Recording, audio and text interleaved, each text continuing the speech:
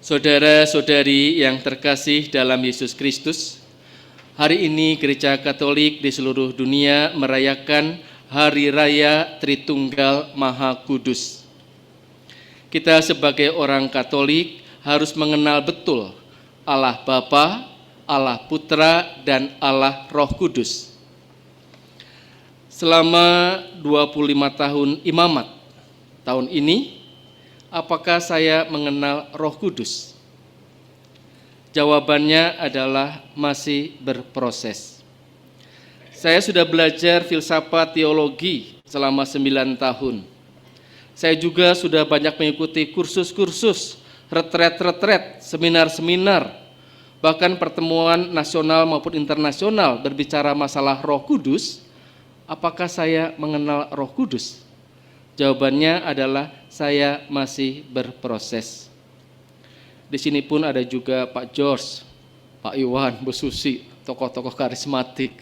Kalau saya bertanya kepada mereka, apakah mengenal Roh Kudus?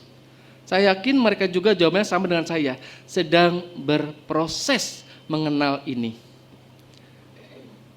Setiap tahun, gereja merayakan kenaikan Yesus ke surga.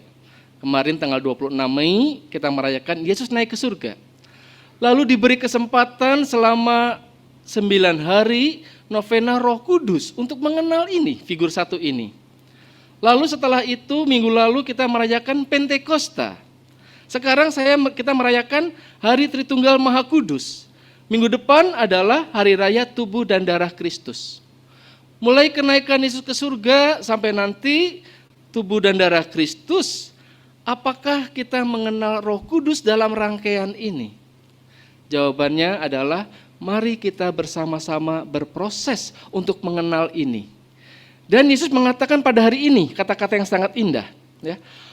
Masih banyak hal yang harus kukatakan kepadamu, tetapi sekarang kamu belum dapat menanggungnya. Yesus mengatakan seperti itu, bahwa kita masih dalam sebuah proses untuk ke sana. Masih banyak hal yang harus kukatakan kepadamu. Tetapi kata Yesus, apabila ia datang, yaitu Roh kebenaran, ia akan memimpin kamu ke dalam seluruh kebenaran. Kata-kata Yesus dalam sabda hari ini, saya rindu untuk sungguh-sungguh menjadi rema di dalam batin saya, dan saya mengalami betul roh kebenaran itu apa. Roh Kudus itu apa yang saya alami. Saat-saat ini tentu juga saya katakan tadi, saya masih dalam berproses. Tapi saya yakin Roh Kudus itu ada. Allah Bapa itu ada, Allah Putra itu ada, Allah Roh Kudus itu ada. Saya yakini dan saya imani. Saya mencoba untuk melihat dalam kehidupan ini. Saya yakin relasi Yesus bersama dengan Bapanya itu relasi yang sangat intim.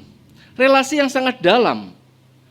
Relasi Yesus dengan Bapa, dengan Roh Kudus itu sangat dalam, sangat intim. Lalu bagaimana saya mencoba melihat dalam realita kehidupan sekarang ini, relasi intim ini kayak apa? Tentu saya akan mengawang-awang. Orang Roh Kudus, Allah Bapa tidak kelihatan oleh saya. Saya rasakan tapi tidak kelihatan. Tiba-tiba saya mencoba untuk merenungkan. Relasi macam apa yang dipunyai oleh Allah Putra, Allah Bapa, dan Allah Roh Kudus. Tiba-tiba saya melihat keintiman itu dalam kehidupan saya yang nyata ini. Selama saya di dunia ini, pertanyaannya, relasi yang paling intim saya dengan siapa? Mungkin dari situ saya bisa masuk dalam relasi Allah Bapa dengan Allah Putra itu intinya kayak apa. Maka saya mencoba merenungkan, selama saya di dunia ini yang paling intim saya dengan siapa? Lalu saya mulai merenungkan. Dan ternyata yang paling intim, yang paling dalam relasinya saya adalah dengan ibu saya. Ibu saya sekarang usia 83 tahun.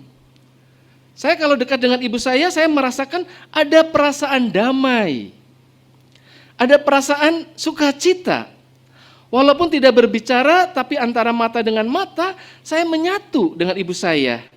Ada kelemah lembutan, ada kelegaan. Apalagi sekarang usia ibu saya 83 tahun, tidak banyak berbicara, tetapi hatinya menyatu. Apakah ini yang dikatakan relasi Bapa dengan Putra, dengan Roh Kudus seintim ini? Lalu saya mencoba untuk merenungkannya. Ya, itu bagian kecil. Untuk bisa sampai ke sana, saya melihat realita hidup saya ini sekarang ini, oh iya, saya merasakan damai dekat ibu saya. Saya merasakan sukacita dekat ibu saya. Tapi saya yakin, relasi saya dengan ibu saya ini mungkin baru 10% dibandingkan relasi Yesus dengan Bapaknya di surga. Saya ingin menuju ke sana. Ya mudah-mudahan tahun depan ada KRK lagi, naik intim itu. Tapi saya minta, yang dikatakan oleh Yesus, roh kebenaran itu kayak apa? Mungkin prosesnya lewat yang intim di dunia ini, oh seperti ini relasinya. Ya, tidak ada perasaan jengkel, marah, sukacita itu ada dalam gitu ya. Itu mungkin yang dimunculkan di situ. Ya. Lalu saya mencoba lagi merenungkan, kalau relasi yang intim saya sudah dapatkan dari ibu saya seperti ini, saya ingin mencobanya dalam kehidupan bersama dengan Tuhan. Tuhan, semangat saya dekat dengan ibu saya, semangat saya damai dengan ibu saya, mencari ibu saya. Semoga ini juga, spirit ini saya bawa untuk semakin dekat dengan Engkau. Karena saya ingin real dekat dengan Engkau. Saya tahu sebagai imam lewat Ekaristi, jelas itu adalah penampakan Yesus yang terbesar. Dan semoga kedekatan saya dengan ibu saya yang intim ini dirasakan juga di dalam Ekaristi, di dalam perjumpaan saya dengan siapapun. Saya mencoba merenungkan kembali paus kita. Paus Fransiskus. Ini paus yang keberapa? Orang Katolik. Kan nggak mungkin saya tanya sama orang Muslim, orang Kristen kan? Yang mengakui paus Fransiskus adalah kita orang Katolik. Nah sekarang ini paus yang keberapa? Kan mudah ya kalau di Google, oh ini ke sini gitu ya. Oh iya betul. Syukur ada yang menjawab, itu Roh Kudus bekerja dia. 266 ya. Jadi paus kita ini semenjak Santo Petrus yang pertama sampai dengan sekarang paus Fransiskus, paus yang ke-266. Paus Fransiskus saya yakin untuk mengenal Allah Bapa, Allah Putra, Allah Roh Kudus masih tetap berproses seperti kita ini. Mengapa kita rajin Ekaristi, KRK dan sebagainya, ikut seminar kemana-mana? Karena kita ingin mengenal pribadi yang satu ini. Lalu kalau kita lihat ya, paus ini bangun pagi itu jam 4.30. Bayangkan, bangun pagi jam 4.30. Lalu selama 2 jam, paus ini adorasi, tinggal diam di tabernakel, hanya memandang di kapel Santa Marta 2 jam tiap hari.